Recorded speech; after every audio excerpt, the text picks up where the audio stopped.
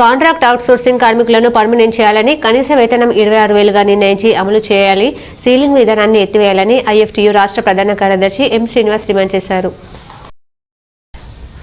భారత కార్మిక సంఘాల సమాఖ్య పెద్దపల్లి జిల్లా కమిటీ ఆధ్వర్యంలో గోదావరికని ఐఎఫ్టీయూ కార్యాలయంలో జిల్లా సదస్సు నిర్వహించారు.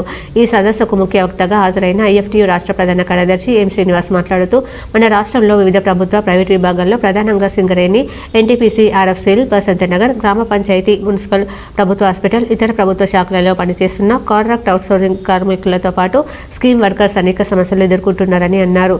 వేతనాలు, ఉద్యోగ రెగ్యులరైజేషన్, ఉపాధి, ఉద్యోగ భద్రత, పని గంటల భారం, పని స్థలాల్లో తదితర సమస్యలతో పాటు వీడీఏ వర్తించే కార్మికులకు 5 ఏళ్లకు ఒకసారి, అది వర్తించని వారికి 2 ఏళ్లకు ఒకసారి వేతనాలు సవరించి అమలు చేయాల్సిన బాధ్యత ప్రభుత్వాలకు ఉందని, ఈ ప్రక్రియలో తీవ్ర జాప్యం జరుగుతుందన్నారు.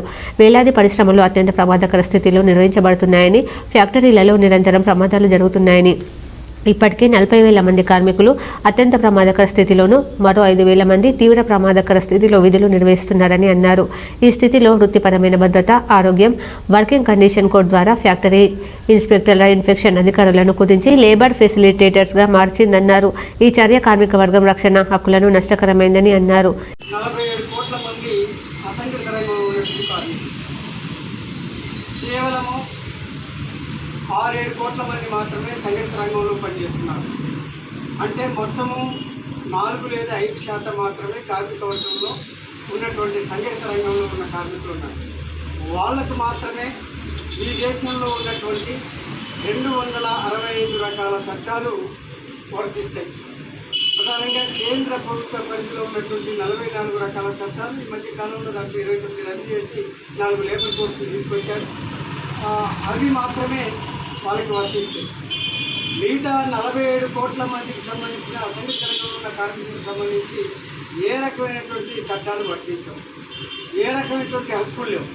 ఈ 47 కోట్ల మంది వెట్టి చాకిరీ చేసేటువంటి బానిసల్లాగా ఇవాళ కార్మికులు ఉన్నారనేటువంటి విషయాన్ని ముందుగా మీ దృష్టికి తీసుకొస్తున్నాను. ఈ సదస్సుకు ఐఎఫ్టీయూ జిల్లా అధ్యక్షులు ఈ నరేష్ అధ్యక్షత వహించగా, ఐఎఫ్టీయూ రాష్ట్ర అధ్యక్షులు ఐ కృష్ణ, జిల్లా నాయకులు చిలుక శంకర్, ఈదుని రామకృష్ణ, పి స్వామి, కొండ్రమౌలి, ఎం దుర్గయ్య, టి రాయమల్లు, ఎడ్ల రవికుమార్, ఎం కొమరయ్య, బి కొమరయ్య, రమేష్, పేడక వెంకటస్వామి, ఓదేలు, పద్మ, రాజేశ్వరి, రాయమల్లమ్మ, బాణమ్మ తదితరులు పాల్గొన్నారు.